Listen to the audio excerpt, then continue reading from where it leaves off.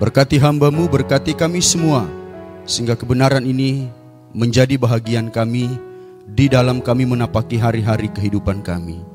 Demi nama Yesus kami berdoa, mohon hikmat dan pertolongan Tuhan atas hamba-Mu dalam pemberitaan kebenaran ini. Haleluya. Amin. Jemaat Tuhan disilakan duduk kembali.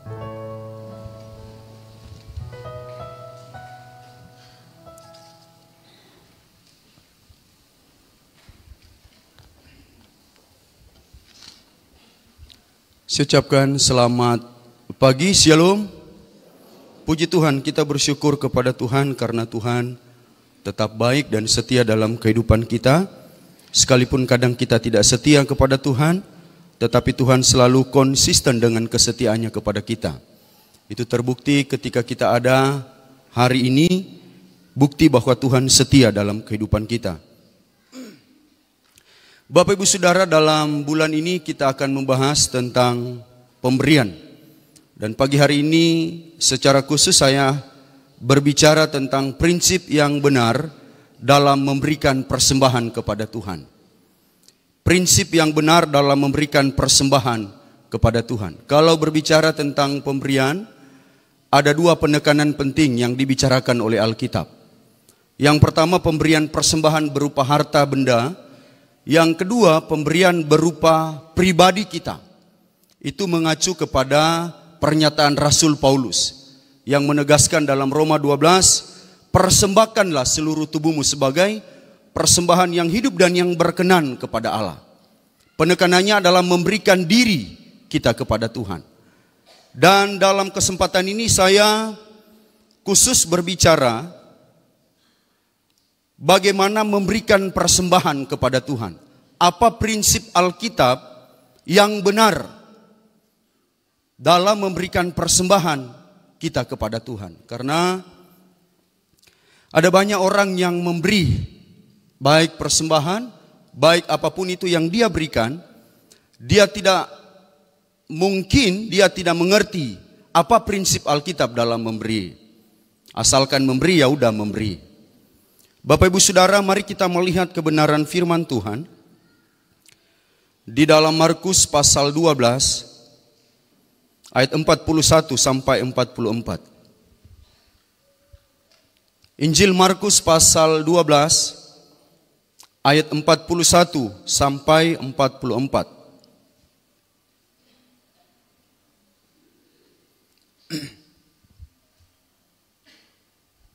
Saya akan bacakan bagian ini kepada kita. Kalau bisa tolong ditampilkan di slide. Injil Markus pasal 12 ayat 41 sampai 44. Firman Tuhan berbunyi demikian. Persembahan seorang janda miskin. Pada suatu kali Yesus duduk menghadapi peti persembahan dan memperhatikan bagaimana orang banyak memasukkan uang ke dalam peti itu. Banyak orang kaya memberi jumlah yang besar. Lalu datanglah seorang janda yang miskin dan ia memasukkan 2 peser, yaitu 1 duit.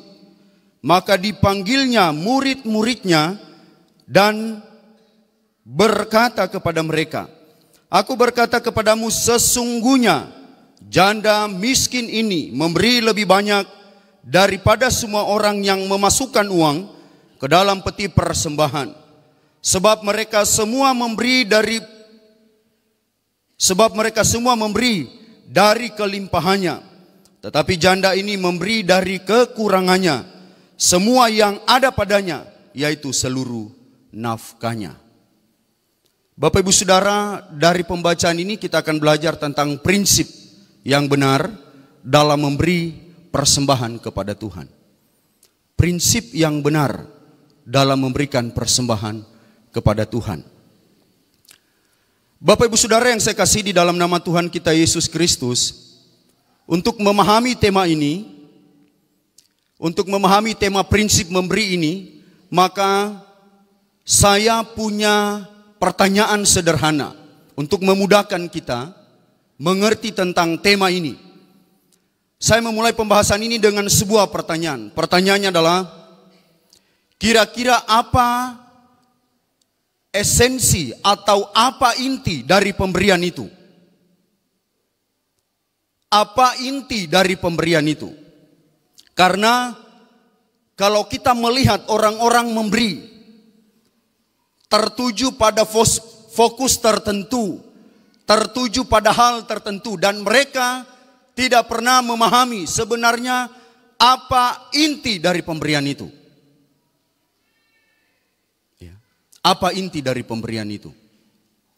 Kalau kita memperhatikan konteks bacaan kita ini mengisahkan tentang bagaimana orang-orang datang.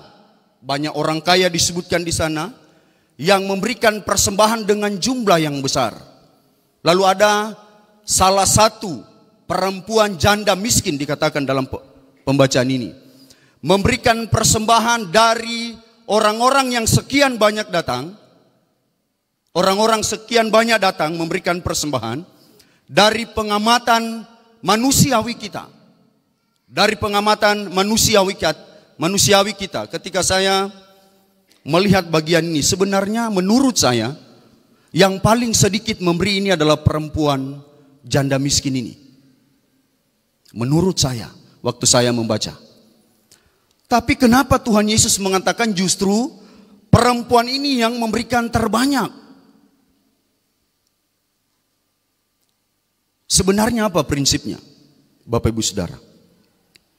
Mengapa ini penting? Kalau kita memperhatikan apa yang diajarkan oleh Paulus kepada jemaat di Korintus, Paulus menekankan, sudah sempat dijelaskan oleh Bapak Pendeta Demos. Paulus menekankan di dalam 2 Korintus pasal 9 ayat 6 dan 7. Dikatakan begini, camkanlah ini, orang yang menabur sedikit akan menuai sedikit, dan orang yang menabur banyak akan menuai banyak. Perhatikan ayatnya yang ke-7. Hendaklah masing-masing memberikan menurut kerelaan hatinya, jangan dengan sedih hati atau karena paksaan, sebab Allah mengasihi orang yang memberi dengan sukacita. Bapak Ibu Saudara yang saya kasihi di dalam nama Tuhan kita Yesus Kristus, kembali ke pertanyaan awal. Kira-kira apa esensi atau apa inti dari pemberian itu? Apakah terletak kepada jumlah yang kita berikan atau terletak kepada hati ketika kita memberi? Karena Bapak Ibu Saudara, ada banyak orang di luar sana, tidak di sini ya, memberikan persembahan dengan keadaan terpaksa mungkin. Memberikan persembahan dengan jumlah yang besar supaya orang-orang mengakui dia mungkin. Ini yang sedang dilihat dan diperhatikan oleh Tuhan Yesus. Kalau kita melihat dalam bagian ini, sebenarnya esensi dari pemberian itu apa? Apakah di jumlah atau hati kita ketika memberi? Bapak Ibu Saudara, kita lihat dalam ayatnya yang ke-6, 2 Korintus pasal 9 ayat 6. Orang yang menabur sedikit akan menuai sedikit juga, dan orang yang menabur banyak akan menuai banyak juga. Perhatikan Bapak Ibu Saudara, penekanan dalam ayat 6 ini adalah berbicara masalah jumlah. Betul ya? Berbicara tentang jumlah yang kita berikan kepada Tuhan. Ketika kita memberikan atau ketika kita mempersembahkan persembahan kita kemudian kepada Tuhan.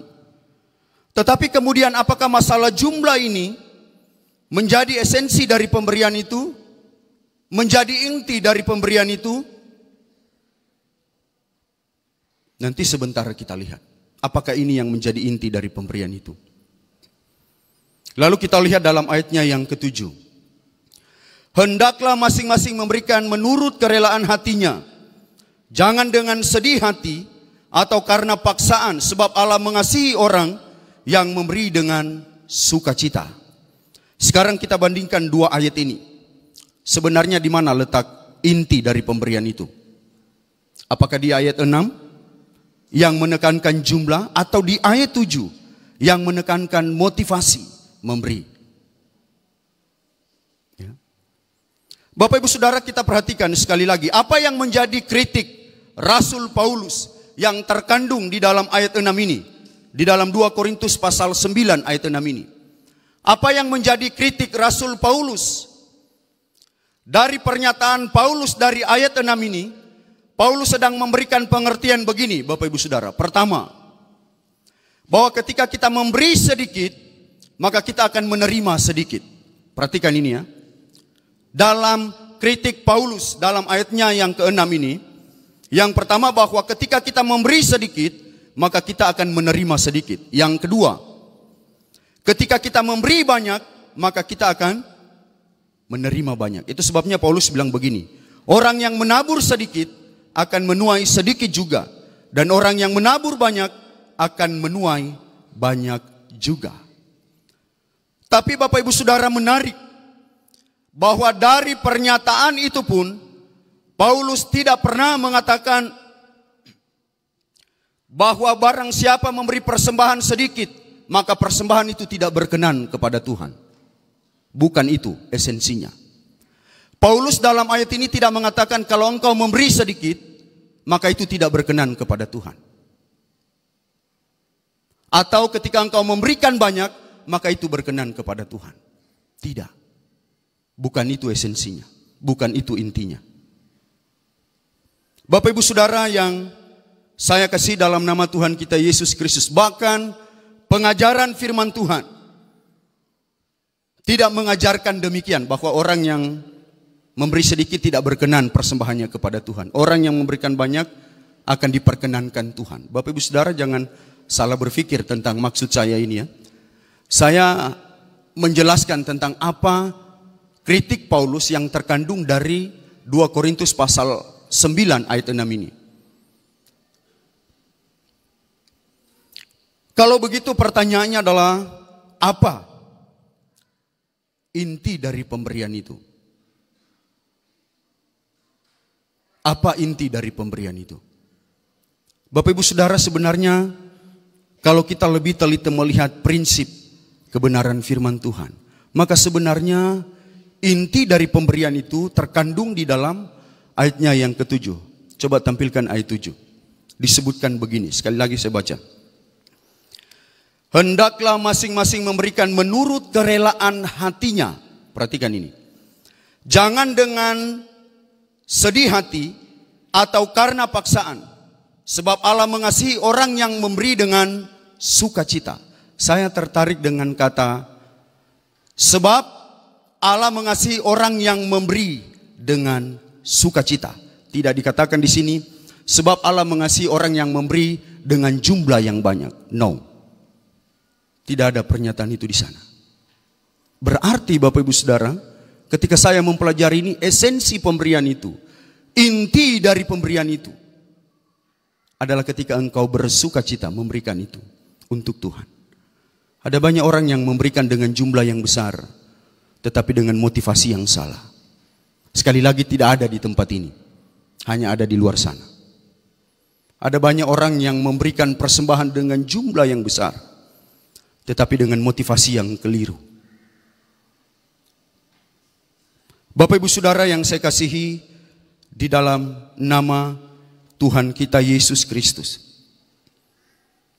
Dalam ayatnya yang ke-7 jelas penjelasan Rasul Paulus bahwa hendaklah masing-masing memberikan menurut kerelaannya. Inti dari pemberian itu adalah memberi menurut kerelaan hati, bukan dengan keterpaksaan. Apa kerelaan? Perhatikan, kata kerelaan artinya adalah kesediaan, mengikhlaskan sesuatu yang kita berikan, dan hal ini erat kaitannya dengan motivasi ketika memberi. Ada orang yang memberi, dia sudah kasih persembahannya, Tuhan ini saya beri untuk Tuhan. Tapi ingat janjimu Tuhan, kembalikan 10%.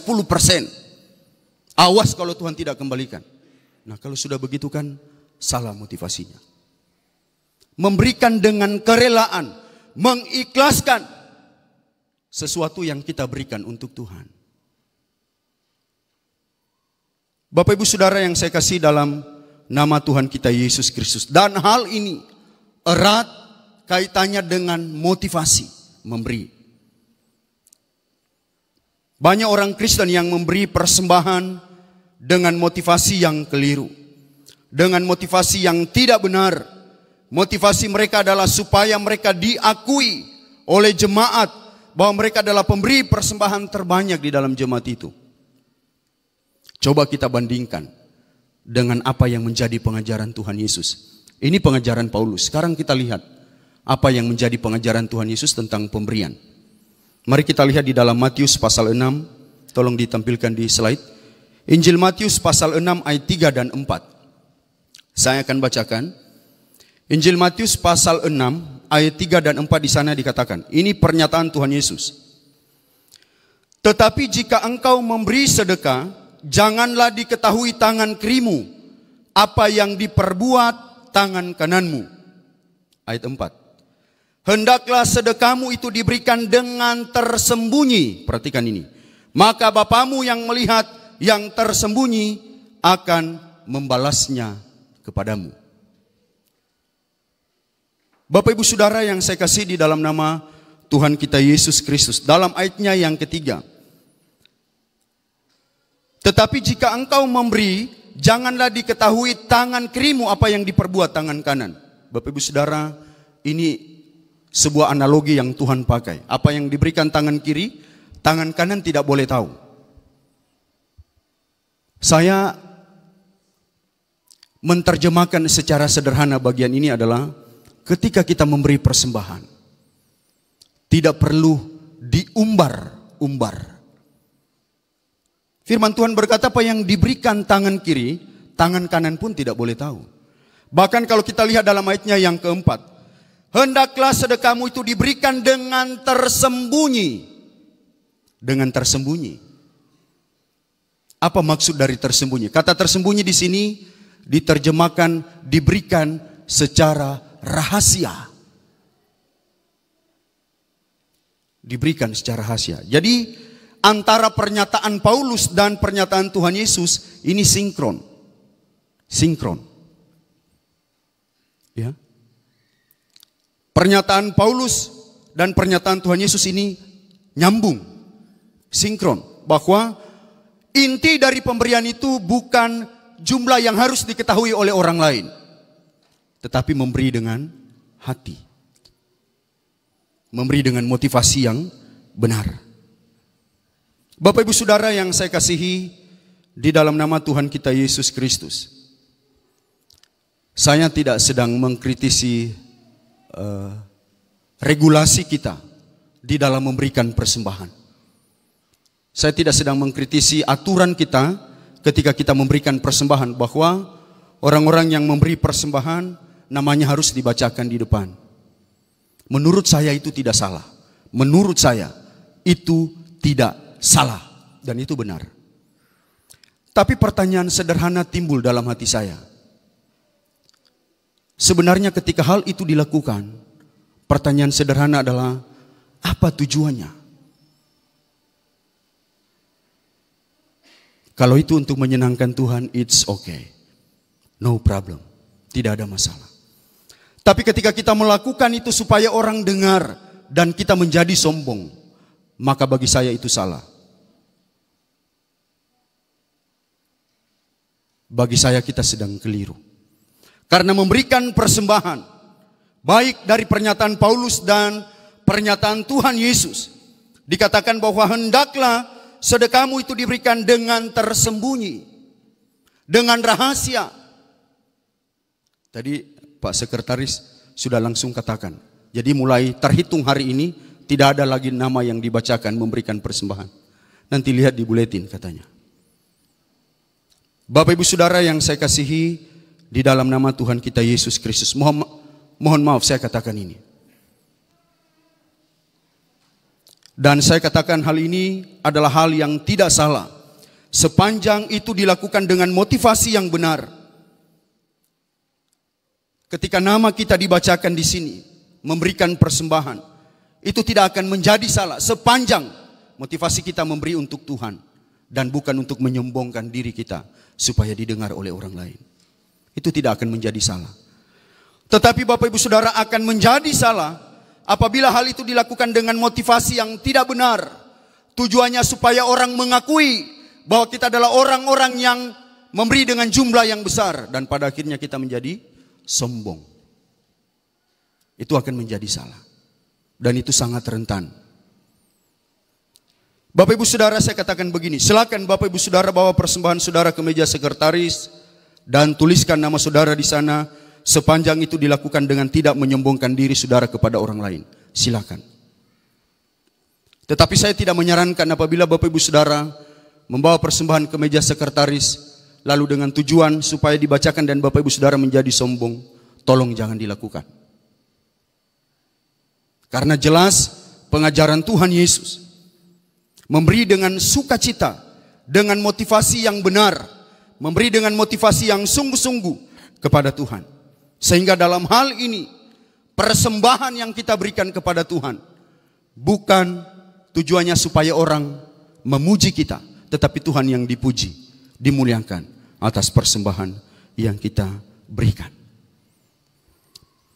Bapak Ibu Saudara yang saya kasihi dalam nama Tuhan kita Yesus Kristus. Dan hal inilah yang sedang dibicarakan oleh Tuhan Yesus. Dalam Injil Matius pasal 6 ayatnya yang keempat. Jelas di sana dikatakan. Hendaklah sedekahmu itu diberikan dengan tersembunyi. Maka Bapamu yang melihat yang tersembunyi akan membalasnya kepadamu. Bapak Ibu Saudara yang saya kasihi di dalam nama Tuhan kita Yesus Kristus. Sekarang mari kita lihat teks pembacaan kita. Ini berkisah tentang bagaimana seorang janda dan orang-orang kaya datang dan memberikan persembahan mereka di sana. Ada orang kaya yang memberikan dengan jumlah yang banyak, dengan jumlah yang besar. Dan ada satu perempuan janda miskin yang memberikan persembahan dari kekurangannya. Bapak Ibu Saudara, dalam konteks ini rupanya Tuhan Yesus menaruh perhatian khusus kepada orang-orang Yahudi yang datang ke bait Allah untuk memberikan persembahan mereka. Coba perhatikan ayat 41. Injil Markus pasal 12 ayat 41. Dikatakan begini.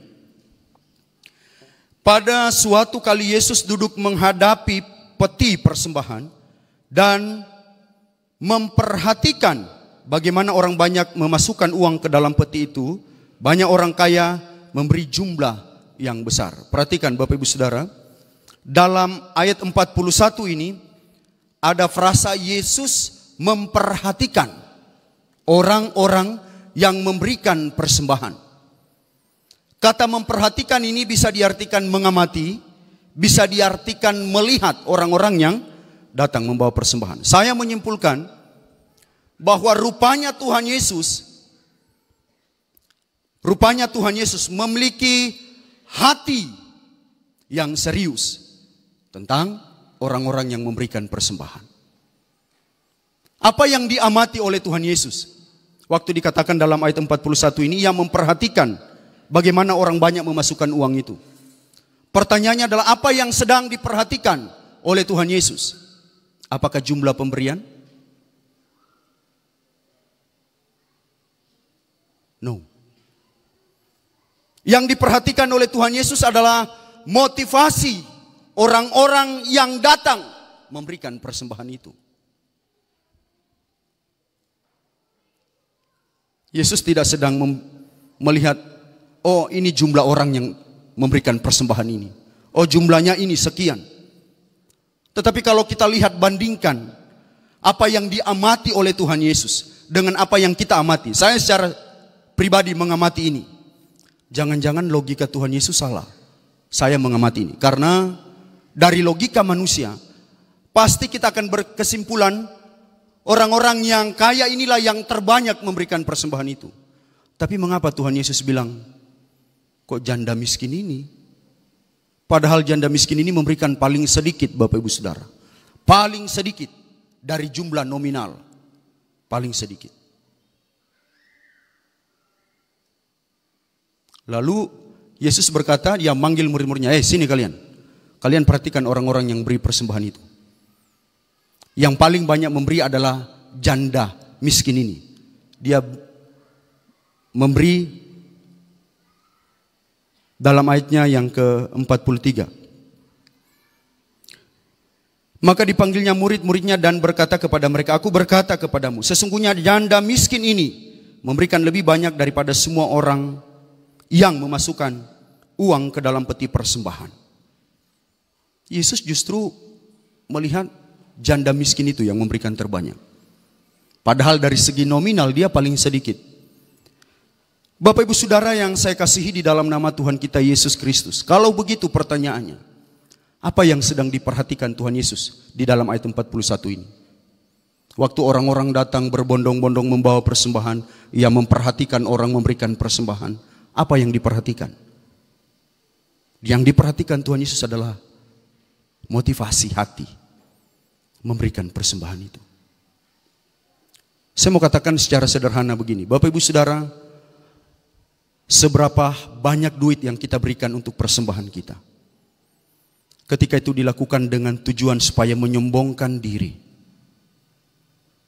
maka persembahan itu tidak berkenan kepada Tuhan. Saya harus katakan ini, supaya kita memberikan persembahan, tahu apa motivasi kita. Bukan ingin diakui oleh orang lain, bukan ingin diakui oleh badan pengurus jemaat, bukan ingin diakui oleh tim gembala, bukan ingin diakui oleh seluruh jemaat. Tetapi motivasi kita ketika memberi, ingin diakui Tuhan. Karena Tuhan tidak melihat seberapa besar jumlah uang yang engkau bawa dipersembahkan. Tuhan melihat inimu, melihat ini kita, hati.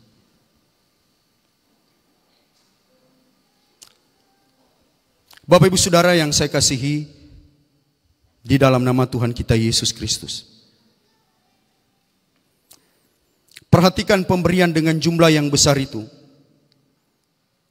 Waktu Tuhan Yesus memperhatikan orang-orang memberikan persembahan, orang-orang kaya memberikan jumlah persembahan yang besar, jumlah persembahan mereka yang banyak, yang besar.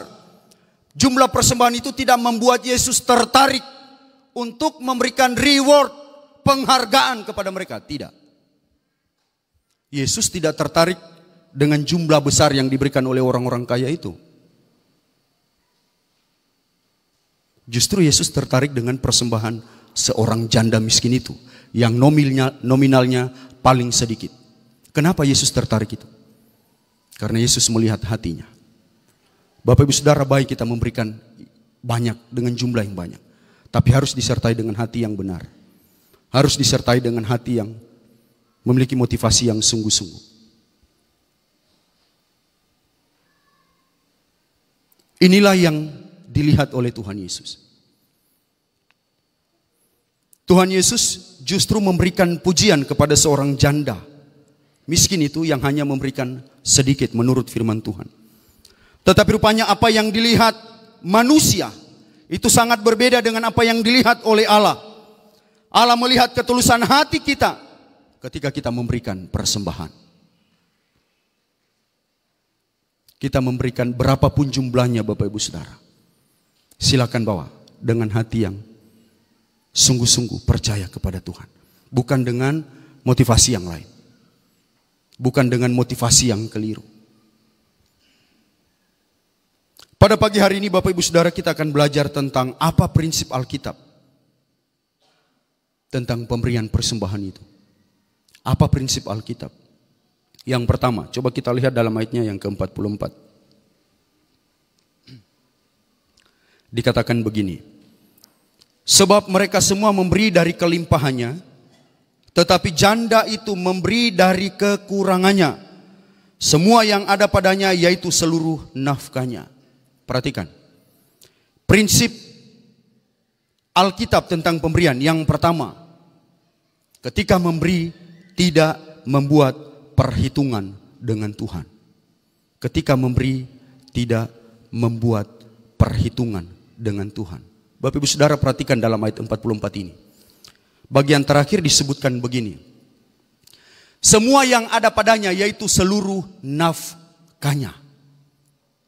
Jadi rupanya waktu seorang perempuan janda miskin ini datang memberikan persembahan, dia hanya punya 2 uang koin di dalam sakunya. Apa yang dia lakukan?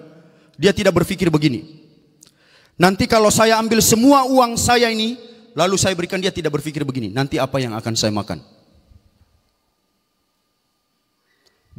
Bagaimana nanti biaya hidup saya hari ini setelah memberikan persembahan dan besok? Karena perempuan janda ini, Bapak Ibu Saudara, dia hanya punya uang 2 koin yang terakhir, yang hari itu dia punya dan dipersembahkan untuk Tuhan. Makanya firman Tuhan bilang dia memberikan seluruh nafkahnya. Jadi nafkah seorang perempuan janda miskin ini tergantung kepada uang yang akan dia berikan sebagai persembahan itu. Jadi dia tidak berpikir nanti kalau saya beri, wah gimana nanti saya? Oh Tuhan, nanti dulu deh. Nanti kalau saya punya uang lebih baru saya akan berikan. Seorang janda ini tidak bicara begitu. Ya. Kalau saya punya uang lebih, nanti baru saya akan berikan untuk Tuhan. Tapi seorang janda miskin ini, dia memberikan seluruh hartanya. Yang mungkin dia akan kelaparan setelah memberikan persembahan itu. Mungkin. Karena uangnya sudah diberikan. Bapak Ibu Saudara yang saya kasihi di dalam nama Tuhan kita Yesus Kristus. Sebab mereka semua memberi dari kelimpahannya. Tetapi janda ini memberi dengan kekurangannya. Semua yang ada padanya yaitu seluruh nafkahnya. Bapak Ibu Saudara, kata nafkah, ya, dalam bahasa Inggris, kalau kita lihat dalam terjemahan bahasa Inggris, kata nafkah ini diterjemahkan life. Life itu berbicara tentang hidup. Jadi maksudnya adalah seorang janda yang memberikan persembahan ini memberikan seluruh hidupnya, karena hidupnya bergantung kepada uang itu tadi. Kalau orang kaya yang memberikan dengan jumlah yang besar itu soal biasa. Karena masih ada lagi yang harus mereka kelola dari keuangan itu. Tapi seorang janda ini ketika memberikan persembahannya kepada Tuhan, dari kekurangannya itu ia berikan untuk Tuhan. Bahkan ia tidak memberikan dengan ragu-ragu. Gimana nanti kalau saya berikan ini? Atau mungkin dia berpikir, Tuhan, kalau saya berikan uang terakhir saya ini, gimana nanti ya? Gimana makan saya nanti Tuhan? Bagaimana pekerjaan saya yang butuh uang? Sudah nggak ada uang lagi. Tidak, saudara.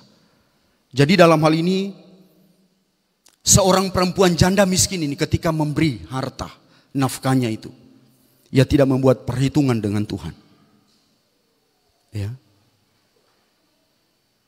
Ia tidak membuat perhitungan dengan Tuhan. Dan ia juga tidak berkata ketika ia memberi, mungkin juga ia bisa berkata bahwa Tuhan, ini persembahanku yang terakhir Tuhan. Ingat nanti janjimu. Ingat nanti makan minum saya Tuhan. Karena ini sudah saya berikan semuanya kepada Tuhan. Tidak, Bapak Ibu Saudara. Seorang janda miskin yang punya harta yang terbatas itu tidak bernegosiasi. Tidak membuat perhitungan dengan Tuhan waktu ia memberi. Dan inilah yang diamati oleh Tuhan Yesus dari seorang janda. Bukan jumlah, bukan seberapa besar yang dia berikan. No.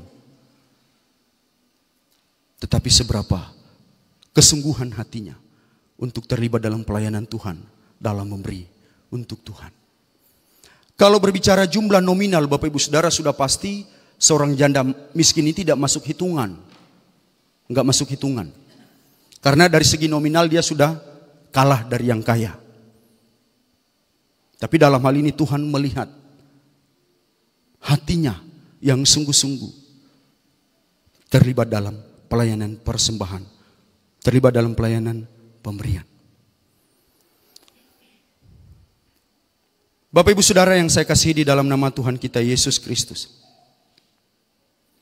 Yang menarik dari seorang janda miskin ini adalah imannya. Ketika ia memberikan persembahan kepada Tuhan, ia tidak pernah takut apa yang akan dia makan hari ini dan besok. Perhatikan Bapak Ibu Saudara, firman Tuhan berkata bahwa seorang janda miskin ini memberikan seluruh hartanya kepada Tuhan. Dan dia tidak pernah komplain dengan Tuhan. Nih Tuhan, saya sudah kasih ini. Awas engkau lupa dengan janjimu. No. Memberikan dengan ketulusan hatinya.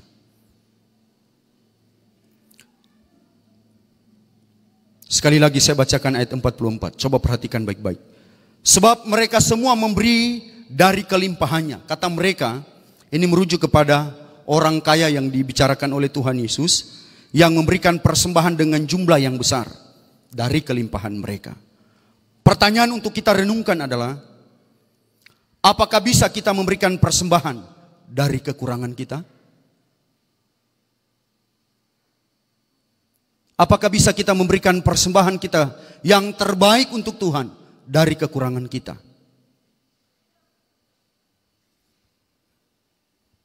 Bapak Ibu Saudara, kalau seandainya kita punya uang, dan uang itu adalah uang terakhir kita,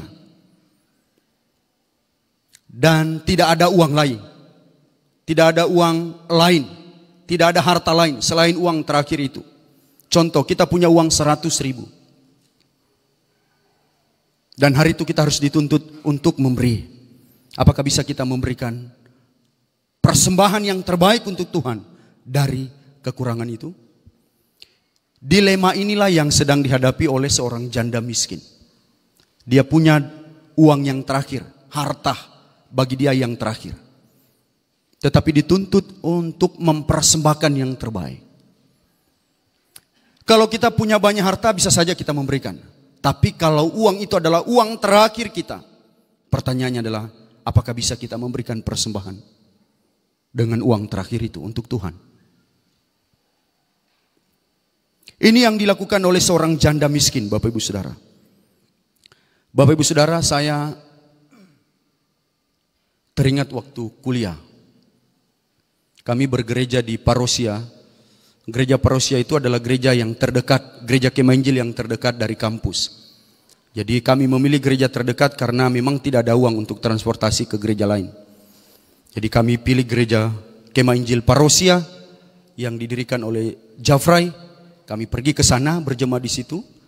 Dan kami dengan teman-teman pergi menempuh perjalanan dari belakang kampus. Mungkin Ian tahu ya. Dari belakang kampus kami jalan potong sampai di gereja. Dan hari itu Bapak Ibu Saudara, saya punya uang hanya 10.000 rupiah. Dan itu adalah uang terakhir. Waktu memberikan persembahan, Bapak Ibu Saudara, saya dilema. Setelah pulang dari gereja ini, apa yang saya makan nanti? Saya dilema. Secara manusia saya dilema. Mau kasih persembahan atau beli telur Indomie untuk makan siang setelah pulang ibadah. Kalau 10.000 kan masih bisa beli Indomie dan telur. Jadi ketika hal itu terjadi, secara manusia saya merasa beri enggak ya? Kebetulan di samping saya ada kakak senior orang Papua, namanya Kak Yunan Jikwa.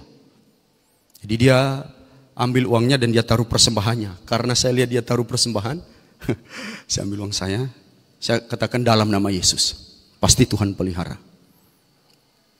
Kebetulan pulang gereja di Parosia itu, gereja Kemah Injil itu, kami pergi jalan kaki balik dan saya ditawarkan makan sama kakak senior ini, kakak Yunan Jikwa.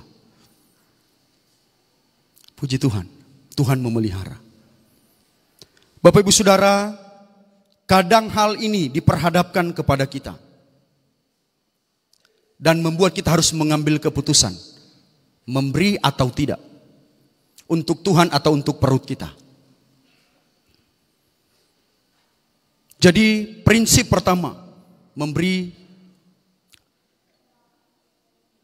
tanpa ada persungutan kepada Tuhan, atau memberi tidak membuat perhitungan dengan Tuhan, memberikan dengan ketulusan.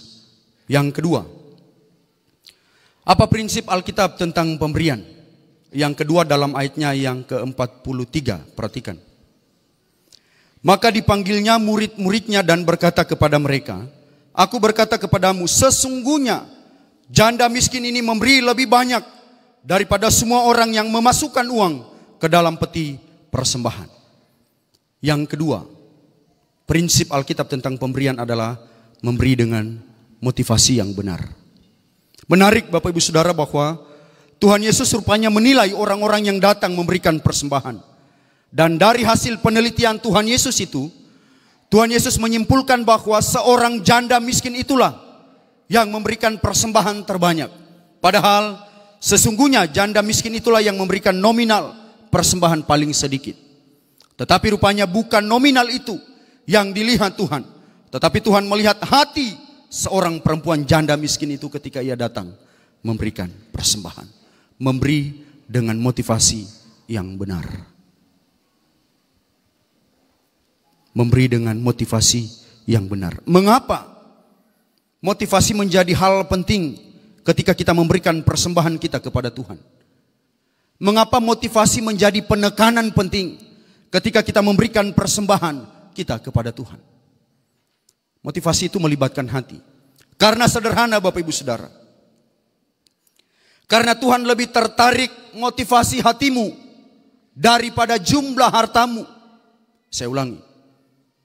Mengapa penekanan motivasi ini menjadi penting dalam firman Tuhan? Karena Tuhan lebih tertarik motivasi hati ketika memberi. Tuhan lebih tertarik hati kita memberi dengan sungguh-sungguh daripada jumlah yang besar yang kita berikan tidak dengan motivasi yang benar.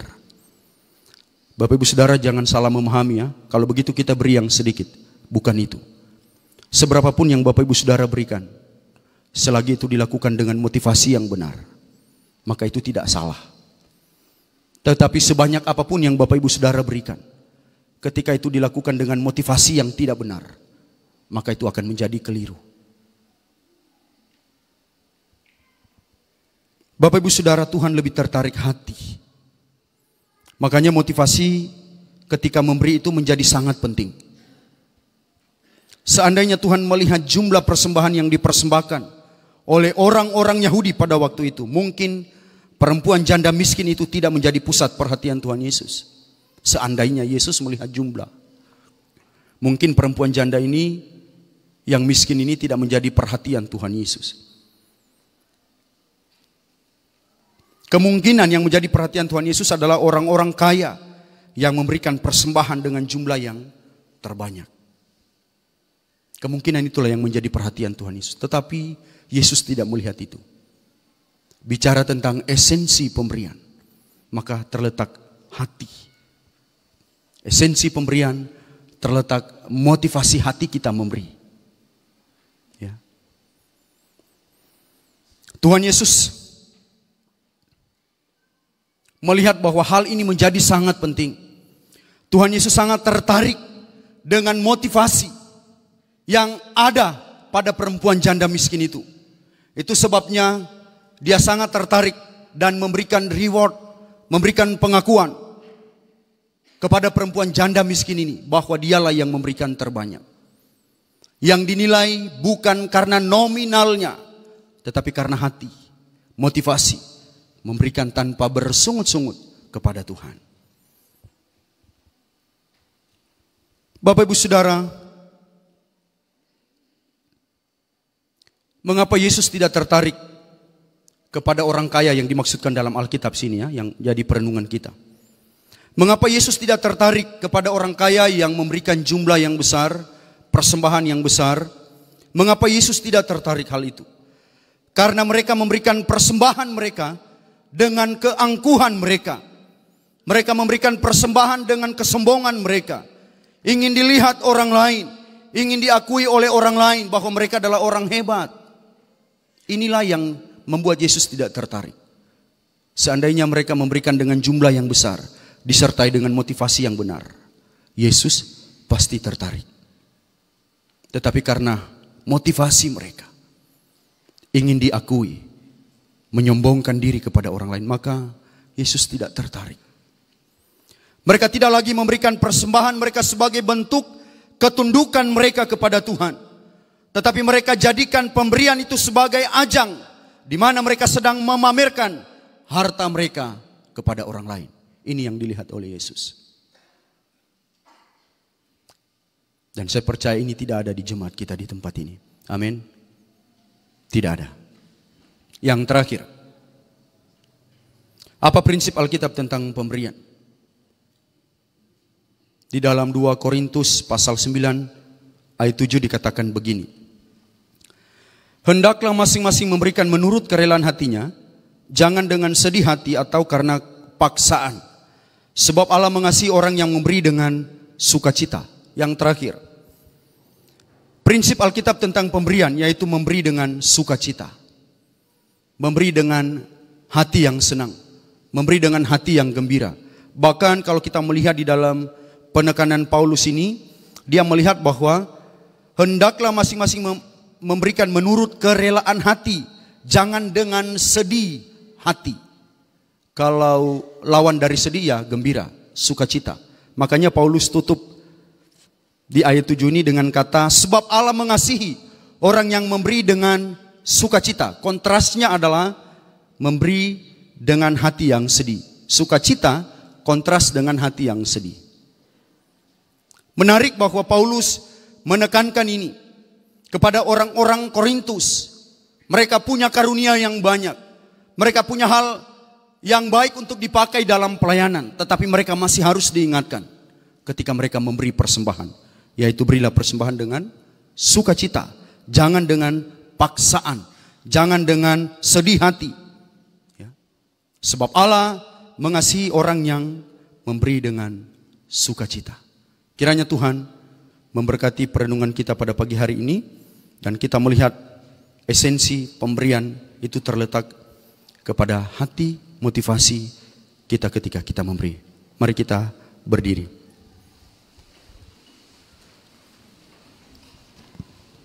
Mari kita berdoa.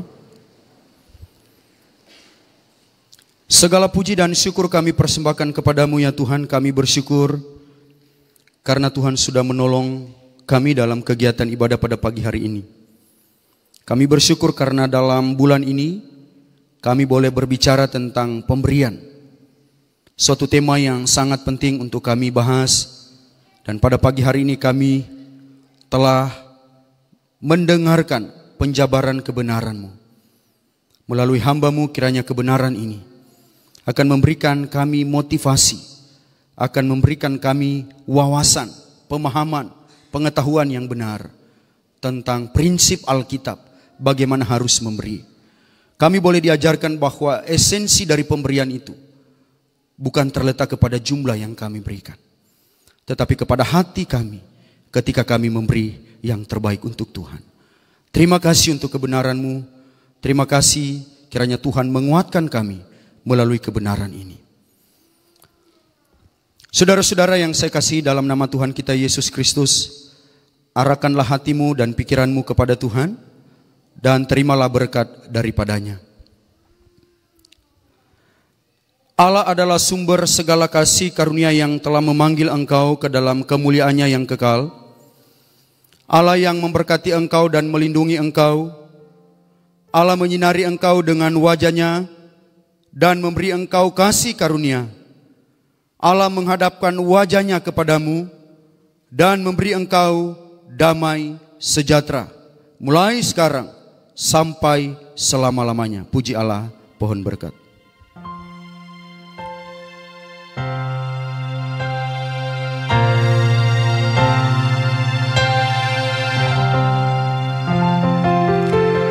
Puji Allah, pohon berkat. Puji Dia segenap bumi. Di surga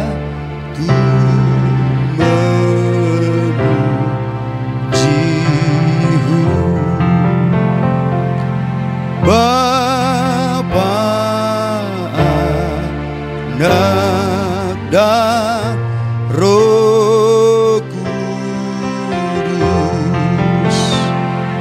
Amin.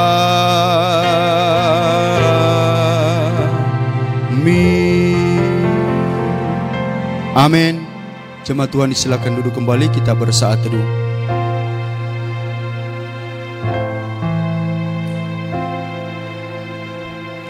Demikian ibadah kita telah selesai. Saya ucapkan Selamat siang, selamat hari Minggu. Tuhan Yesus memberkati kita semua.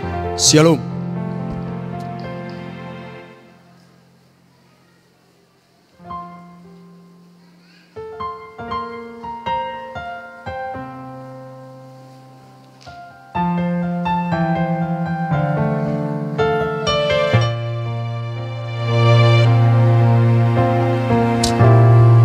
Ya, bagi hinantlo ama inay lansia ayang amplay suntik teka suntik vaksin dani jam telo ho gereja hida hia amplay vaksin dah hinan tamantlo secara khusus lansia jam telo lebih dawani teka vaksin ho gereja hida. Terima kasih. Dauk lo amplay vaksin itu kali KTP Ali KTP ayah nyurat aran tamti.